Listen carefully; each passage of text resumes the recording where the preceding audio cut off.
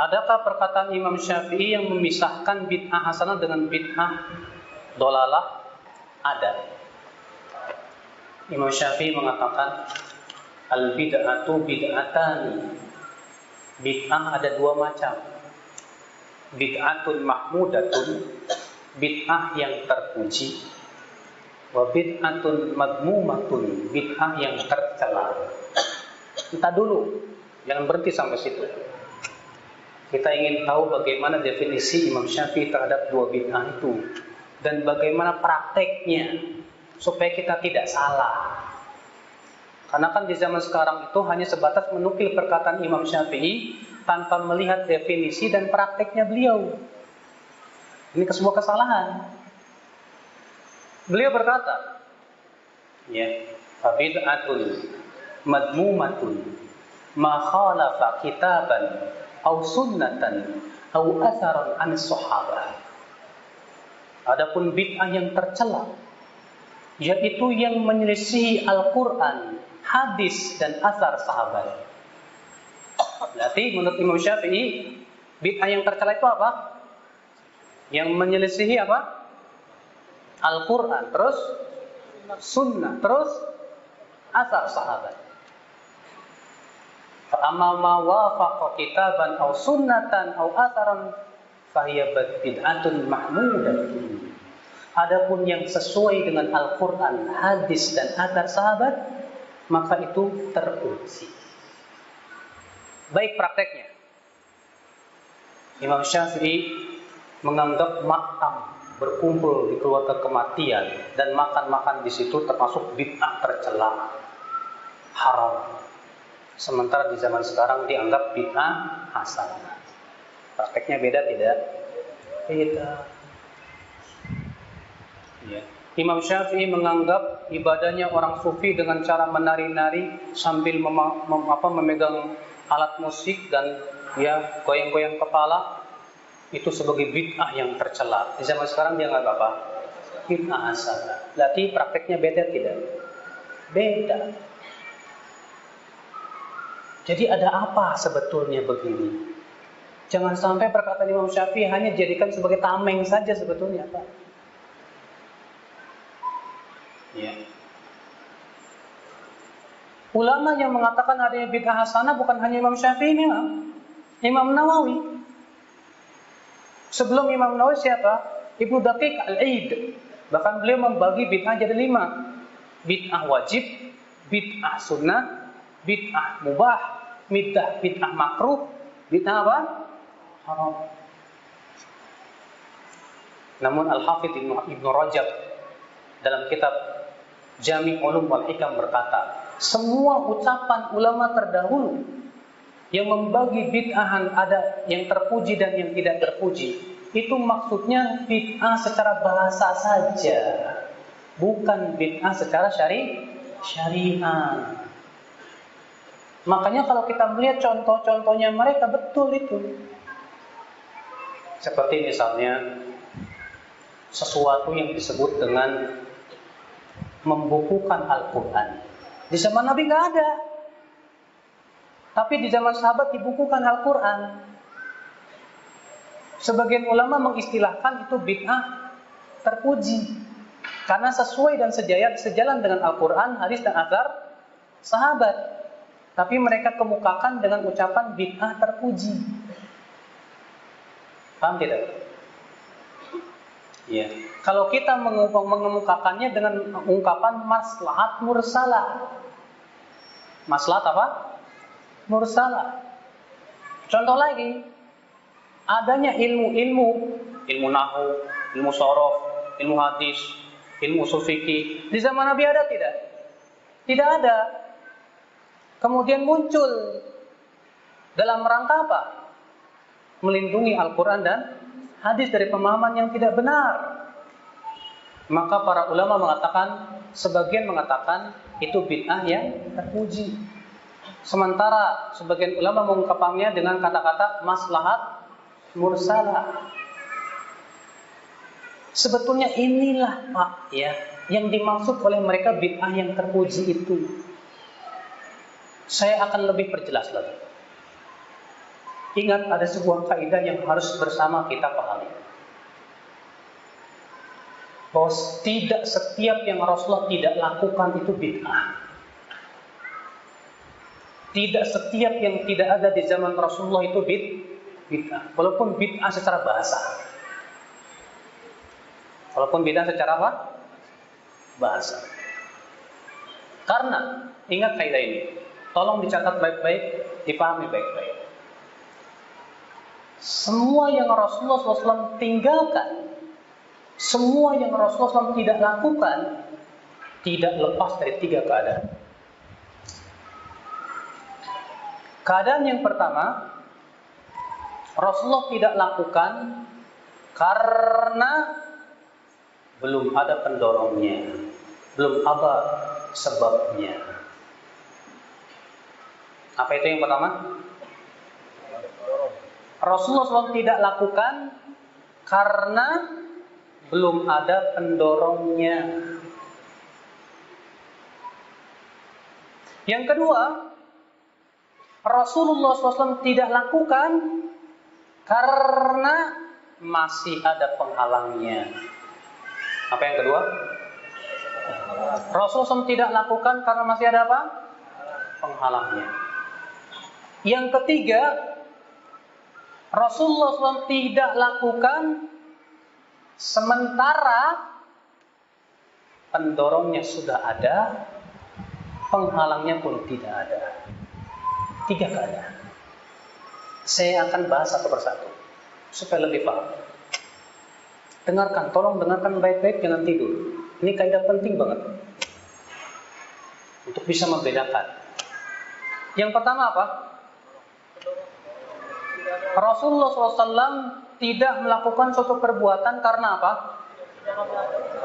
Karena belum ada pendorongnya.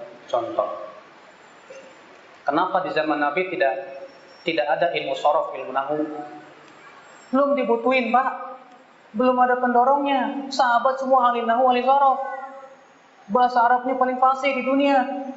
Sehingga tidak butuh di zaman Nabi bikin ilmu sorof, ilmu hadis nggak ada di zaman Nabi. Karena Nabi masih hidup, nggak ada sanad. Buat apa dipelajari? Ilmu usul fikih nggak ada di zaman Nabi. Karena para sahabat semua dengan kefasihan bahasa Arabnya tahu. Ini mujmal, ini mubayyan. Ini khusus, ini umum. Ini mutlak, ini muqayyad. Paham mereka. Nggak butuh ilmu usul fikih. Berarti belum ada pendorong. Di saat pendorongnya muncul dan itu maslahatnya besar, boleh dengan ijma' para ulama. Nah, ini yang disebut oleh sebagian ulama maslahat mursalah, atau dengan kata lain bid'ah hasanah. Paham tidak? Yang kedua apa? Nabi SAW tinggalkan karena ada penghalang. Contoh, kenapa di zaman Nabi tidak dikumpulkan Al-Quran jadi satu mushaf? Ada penghalangnya, Al-Quran terus-menerus turun, Mbak. Belum selesai. Dan Al-Quran selesai pun sudah mendekati Rasulullah wafat. Sehingga tidak sempat. Namun Nabi mengisyaratkan akan adanya mushaf dalam hadis-hadisnya. Di antaranya hadis, siapa yang suka hatinya menjadi lembut, hendaklah ia membaca mushaf. Hadis ini diperselisihkan akan kesahihannya. Syekh Albani menghasankannya. Sekarang di zaman Nabi tidak ada mushaf karena masih ada penghalangnya. Ketika penghalang telah hilang, paham tidak? Dan sangat dibutuhkan Pak. Sangat dibutuhkan untuk membukukan Al-Quran. Bayangkan, kalau Al-Quran tidak dibukukan, penghafal Quran satu persatu meninggal dunia. Akan hilang Al-Quran. Maka untuk kemaslahatan menjaga Al-Quran, besar maslahatnya ini. Maka ini disebut apa? Maslahat mursalah, atau dengan kata sebagian ulama bid'ah. di dua keadaan ini. Sekarang yang ketiga apa?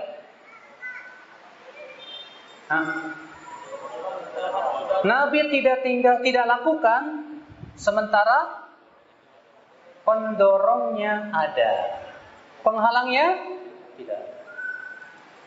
Maka itu tidak disyariatkan. Contoh, disebutkan dalam hadis Nabi SAW sholat Idul Fitri dan Idul Adha tanpa adzan dan tanpa qomat. Sementara pendorong untuk adzan dan qomat ada, mengumpulkan orang. Penghalangnya tidak ada. Nabi mampu untuk melarang ataupun menyuruh sahabat Bilal untuk adzan. Mampu, bisa kok, gampang. Tapi kenapa Nabi tinggalkan? Berarti itu dalam rangka pensyariatan. Maka yang ketiga ini kalau dilakukan masalah, Pak. Adapun yang dua pertama dilakukan tidak masalah. Kemudian, Pak, maslahat mursalah atau dengan kata sebagian ulama bid'ah hasanah, itu tujuannya tiada lain untuk apa? Membela Al-Quran, dan di mana kalau ditinggalkan bisa jadi menimbulkan mudarat, atau dilakukan karena adanya maslahat yang sangat besar. Saya bertanya, kenapa Rasulullah SAW tidak sholat tarawih tiap malam?